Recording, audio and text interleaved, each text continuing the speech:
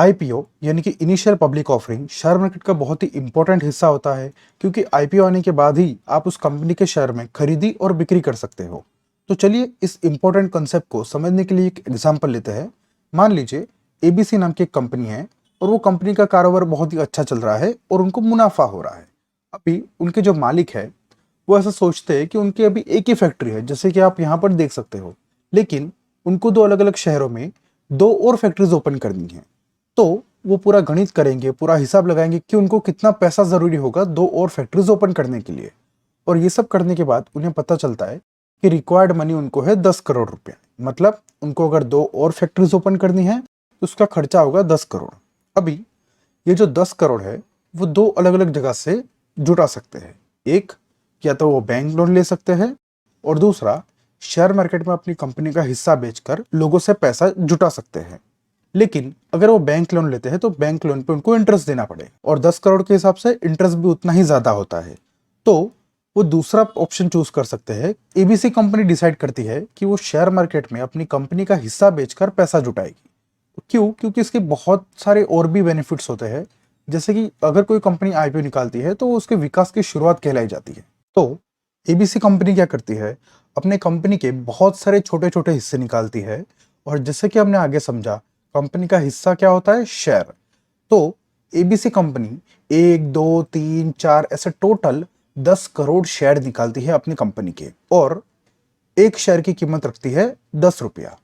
तो अगर किसी कंपनी के टोटल शेयर यानी कि सब मिलाकर 10 करोड़ शेयर है और एक शेयर की कीमत है 10 रुपया, तो गणित लगाइए आप, कंपनी की टोटल वैल्यू कितनी हो गई? सिंपल सा आंसर है 100 करोड़। तो अभी एबीसी कंपनी की वैल्यू है 100 करोड़। लेकिन जैसे कि हमने पिछले एग्जाम्पल में समझा, एबीसी कंपनी को दो अलग अलग फैक्ट्रीज लगानी थी, और उन दोनों का उनको खर्चा आ रहा था 10 करोड़ रुपए, यानी कि उनको अभी 10 करोड़ रुपए की रिक्वायरमेंट है।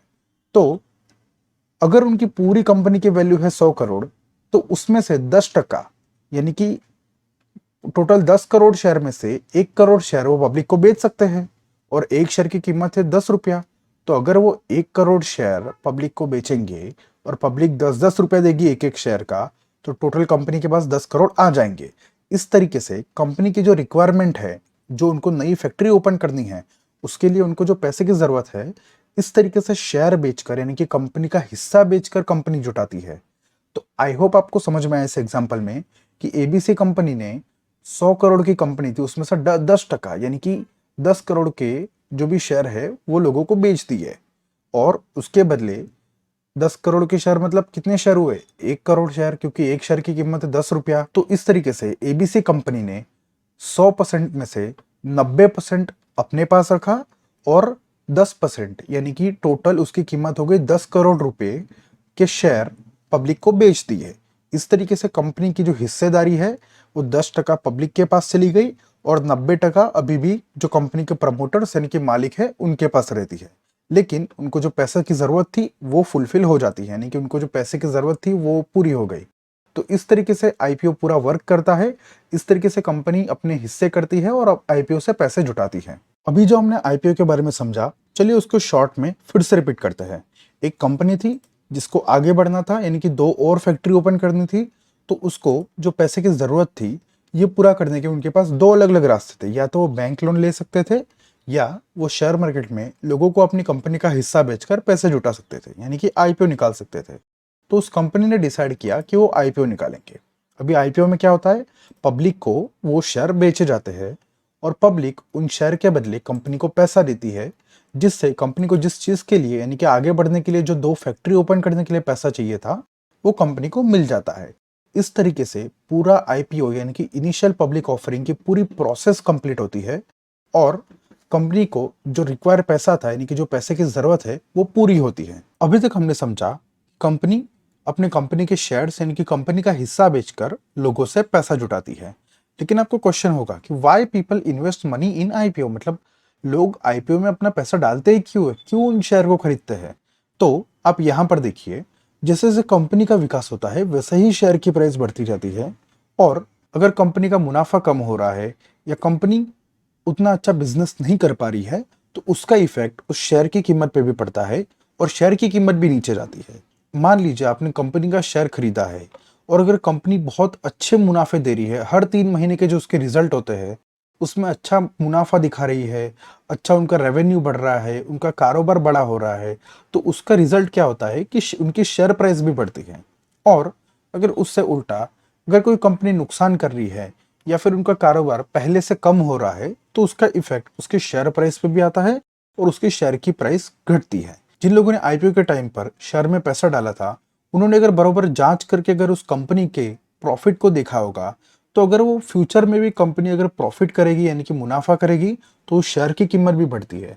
मतलब जैसे कि हमने पिछले एग्जाम्पल में देखा, एबीसी कंपनी का शेयर 10 रुपए का था, तो अगर कंपनी आईपीओ के बाद अच्छा खासा प्रॉफिट करती है तो शेयर की कीमत भी बढ़ेगी। तो अगर वो शेयर की कीमत 20 रुपया हो जाती है, तो लोगों को, जिसने वो शेयर 10 रुपए पे खरीदा, उनको 10 रुपए का मुनाफा होगा। तो इसी वजह से लोग आईपीओ और शेयर में इन्वेस्ट करते हैं।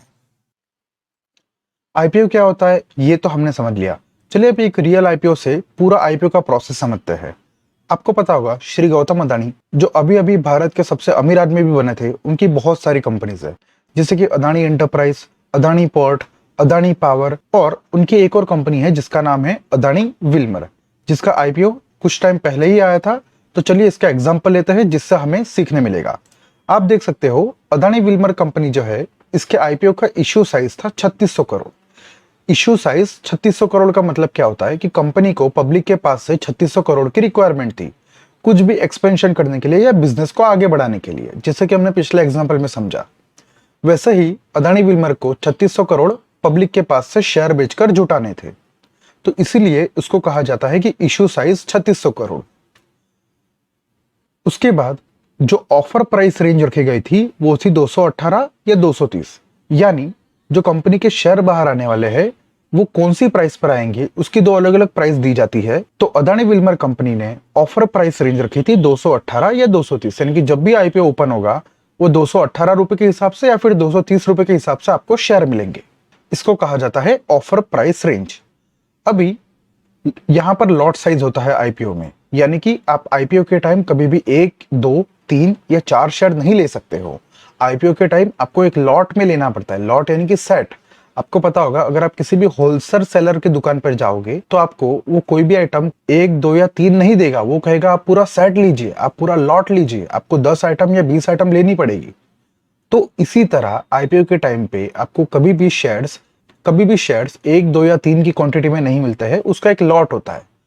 हर एक कंपनी अपने आईपीओ के टाइम अलग अलग लॉट साइज रखती है, लेकिन अदानी विल्मर ने लॉट साइज रखा था 65 शेयर का, यानी कि अगर आपको आईपीओ में इन्वेस्ट करना है तो आपको कम से कम 65 शेयर में इन्वेस्ट करना पड़ेगा।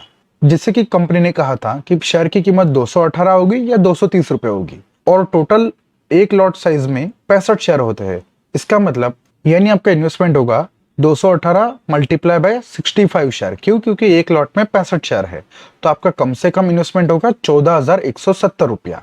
लेकिन अगर कंपनी 230 रुपए के शेयर पे प्राइस इशू करती है, यानी कि 230 रुपया कंपनी का शेयर प्राइस फिक्स होता है, तो आपको 65 शेयर 230 रुपए के भाव पे लेने पड़ेंगे, यानी कि आपका इन्वेस्टमेंट हो जाएगा 14,950 रुपया।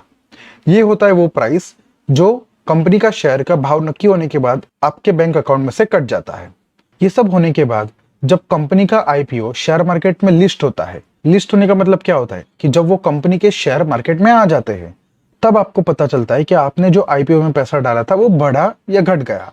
तो अदानी विल्मर के केस में आईपीओ के दिन प्राइस हाईएस्ट प्राइस यानी कि सबसे ऊपर तक चला गया था शेयर 271 रुपए तक, यानी आपको शेयर मिले थे 230 रुपए के भाव पर जो 65 शेयर थे, यानी कि आपका इन्वेस्टमेंट हुआ था 14,950 का, और कंपनी के शेयर मार्केट में आए तब उसकी कीमत हो गई 271 रुपया, यानी कि आपने लिए थे 65 शेयर और एक शेयर की कीमत हो गई 271 रुपया, यानी आपका इन्वेस्टमेंट हो गया 17,615 का, और आपने कितना इन्वेस्ट किया था 14,950, यानी कि आपको प्रॉफिट होता है 2,600 का।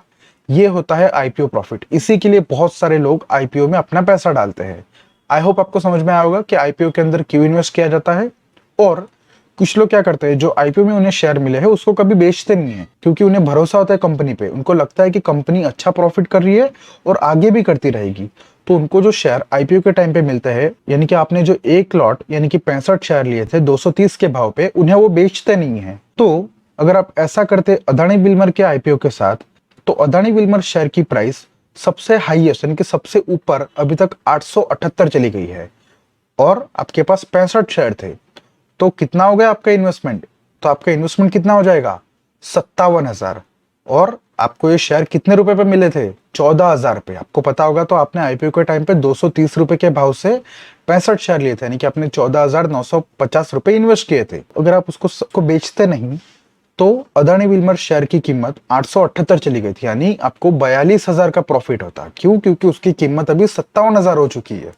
तो ये होता है आईपीओ में लॉन्ग टर्म इन्वेस्टमेंट बने रहने का फायदा। तो ये अदानी विल्मर कंपनी का एग्जांपल था, जिसके आईपीओ में अगर आपने पैसा डाला होता तो आपको अच्छा खासा मुनाफा होता।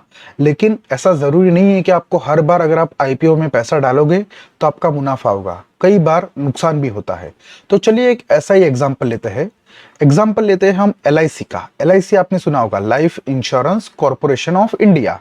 ये एक गवर्नमेंट कंपनी है और आपको पता होगा कि लाइफ इंश्योरेंस सेक्टर में यानी कि इस बिजनेस के अंदर सबसे बड़ी कंपनी एलआईसी है। तो एलआईसी का इश्यू साइज था 21,000 करोड़, यानी एलआईसी को पब्लिक के पास से 21,000 करोड़ चाहिए था शेयर के बदले। और एलआईसी ऑफर प्राइस रेंज रखती है 902 रुपए या 949 रुपए, यानी कंपनी कहती है कि हमारे शेयर आपको 902 रुपए की कीमत पे मिलेंगे या फिर 949 रुपए की कीमत पे मिलेंगे। फिर इस कंपनी ने अपना लॉट साइज रखा था 15 शेयर का, यानी कि अगर आपको एलआईसी कंपनी के आईपीओ में पैसा लगाना है तो कम से कम 15 शेयर खरीदने पड़ेंगे। तो आपका इन्वेस्टमेंट कितना हो जाएगा? जैसे कि हमने कहा 15 शेयर खरीदने पड़ेंगे और कंपनी ने कहा शेयर 902 रुपए पे भी हो सकता है, यानी कि आपका मिनिमम इन्वेस्टमेंट कितना हो जाएगा? 13,530। और शेयर आपको 949 रुपए पे भी मिल सकता है, यानी 15 शेयर के हिसाब से आपका मैक्सिमम इन्वेस्टमेंट हो जाएगा 14,235 रुपए का। आपको इन दोनों में से कोई भी एक अमाउंट आपके बैंक अकाउंट में से कटेगी जब भी इस शेयर की प्राइस डिसाइड होगी। फिर ये सब प्रोसेस होने के बाद जब एलआईसी का शेयर शेयर मार्केट में लिस्ट हुआ, यानी जब शेयर मार्केट में एलआईसी के शेयर की खरीदी और बिक्री शुरू हुई, यानी कि जब आईपीओ ओपन हुआ, उस दिन इस कंपनी के शेयर की कम से कम कीमत 860 तक चली गई थी और आपको शेयर मिले थे 949 रुपए में। 949 रुपए में आपने 15 शेयर लिए थे, यानी कि आपका इन्वेस्टमेंट हुआ था 14,235 रुपए का।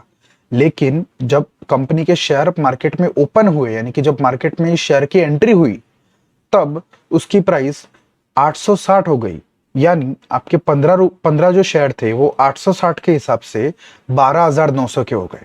यानी आपने जो इन्वेस्टमेंट किया था 14,235 रुपए का, वो हो गया आपका 12,900 का, यानी आपको लगभग 1,300 रुपए का नुकसान हुआ। इसी तरह नुकसान को अगर आप इस शेयर को नहीं बेचते हो और अगर आप संभाल के रखते हो, आपको लगता है कि ये शेयर बढ़ जाएगा, तो आपको बता दें कि एलआईसी जो इतनी बड़ी कंपनी है, इस शेयर की कीमत धीरे धीरे घटते घटते कम से कम 530 रुपया हो गई थी। और आपने कितना लगाया था स्टार्टिंग में? 14,235। आपको शेयर मिले थे 949 की कीमत से, जिसकी कीमत हो गई 530 रुपया, यानी आपके 15 शेयर की कीमत हो जाएगी 7,950। आपका नुकसान हो जाएगा 6,200 तक का। तो इस तरीके से कितनी भी अच्छी कंपनी हो, लेकिन अगर आप आईपीओ में इन्वेस्ट करते हो तो आपको उसका सब कुछ देखना जरूरी है कि आगे क्या हो सकता है, यानी कि आपको पूरा उसका कैलकुलेशन करना जरूरी है और आपको रिस्क उठाना पड़ता है कि कंपनी का शेयर ऊपर जाएगा या नहीं। इस एग्जाम्पल से हमें पता चला कि एलआईसी बहुत बड़ी कंपनी है। लाइफ इंश्योरेंस बिजनेस के अंदर एलआईसी से बड़ा कोई नहीं है।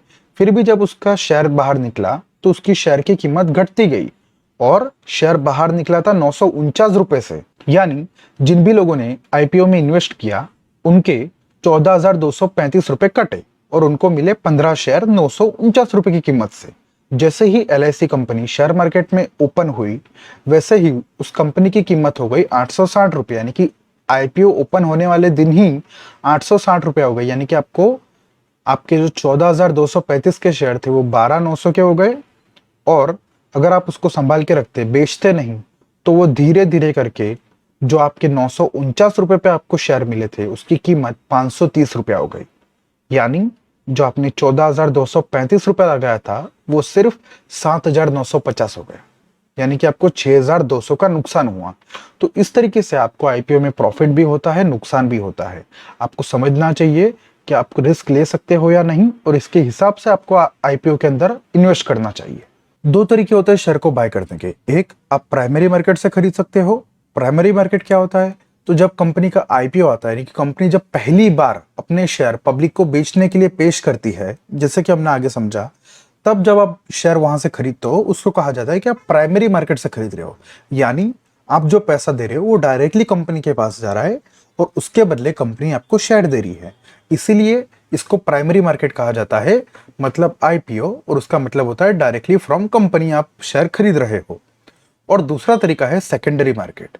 जब आईपीओ खत्म हो जाता है तो वो कंपनी के शेयर शेयर मार्केट में किसी के लिए भी खरीदने और बेचने के लिए खुल जाते हैं। तो आप शेयर मार्केट में जाकर खरीद सकते हो शेयर, और उस टाइम पे जिसको शेयर बेचना है उसके शेयर ऑटोमेटिकली आपको मिल जाते हैं और आपका पैसा उसके पास चला जाता है।